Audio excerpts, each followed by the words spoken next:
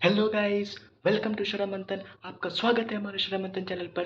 तो गाइस, आज हम बात करेंगे कि पढ़ाई में मन नहीं लगता, असली रीज़न क्या है और इससे क्या क्या नुकसान हो रहे हैं और इससे बचने के क्या क्या तरीके हो सकते हैं।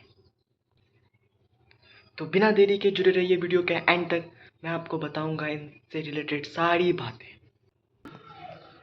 हम पढ़ने बैठते हैं तो थोड़ी देर पढ़ते हैं तो मेरा दिमाग कहीं और रहता है, पढ़ने में हमारा ज़रा सा भी दिल नहीं लगता है। तो ऐसा प्रॉब्लम 90% स्टूडेंट्स के साथ ऐसा ही होता है कि वो पढ़ते हैं, उसका दिमाग कहीं और रहता है, वो अपने टास्कों को सही से कंप्लीट नहीं कर पाते। ये रीज़न क्या है और इसको किस तरीके से हम बचा सकते हैं? तो इसका सबसे बड़ा ये रीज़न है कि मोबाइल एडिक्शन। कि हम 5 मिनट के लिए रील देखने के लिए मोबाइल को उठाते हैं, हम 2 से 3 घंटे हमारा निकल जाता है, हमें पता तक भी नहीं चलता है।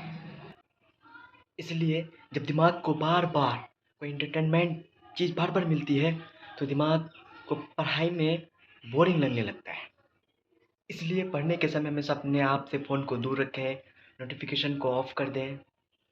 और अगर दूसरा हम समझे रीज़न, तो दूसरा रीज़न ये है कि गोल का क्लियर नहीं होना। अगर आप पढ़ते हैं तो आपको कुछ गोल ही नहीं पता है कि मुझे आगे चल कर क्या करना है, तो ये भी एक पॉइंट होता है। एग्जाम्पल के लिए अगर आपको कोई कहे कि इस मिट्टी को यहाँ से उठा के वहाँ फेंको, तो आप उसकी बातों को न्यू माने, आप उसकी बातों को नहीं माने। क्यों? क्या फ़ायदा है आपको उस मिट्टी को इधर से उधर फेंक के? आपको उसके बारे में कुछ पता ही नहीं है, आपको उसका फ़ायदा पता ही नहीं। बस उसी तरीके से जब आपको आपका गोल पता ही नहीं कि आपको लाइफ में बनना क्या, आपको लाइफ में करना क्या है, ये भी है कि आपका गोल भी क्लियर होनी चाहिए। और तीसरा रीज़न ये है कि डिस्ट्रैक्शन।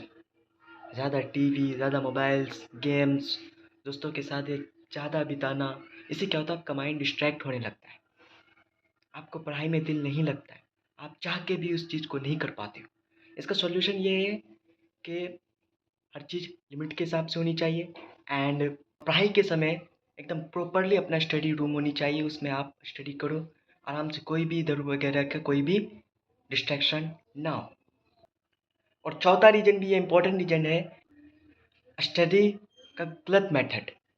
कि कई स्टूडेंट्स होते हैं जो दिन रात पढ़ते हैं, हमेशा किताबें खुली रहती, लेकिन फिर भी उसे कोई भी चीज़ याद नहीं रह पाती। सिर्फ पढ़ना ही काफ़ी नहीं है, उसके साथ साथ आपके पढ़े हुए चीज़ों को रिवाइज़ करना, उसके नोट्स बनाना, उसके बुलेट पॉइंट लिखना, उसको हाईलाइट करना, ये भी इम्पोर्टेंट रखता है।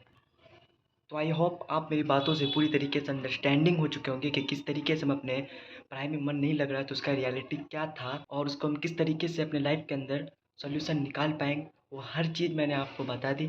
आई होप आपको मेरी वीडियो अच्छी लगी हो और बने रहिए हमारे चैनल के साथ। तो आज के लिए इतना ही, फिर मिलते हैं किसी नेक्स्ट सेशन में नेक्स्ट टॉपिक के साथ। तब तक के लिए जय हिंद, जय भारत।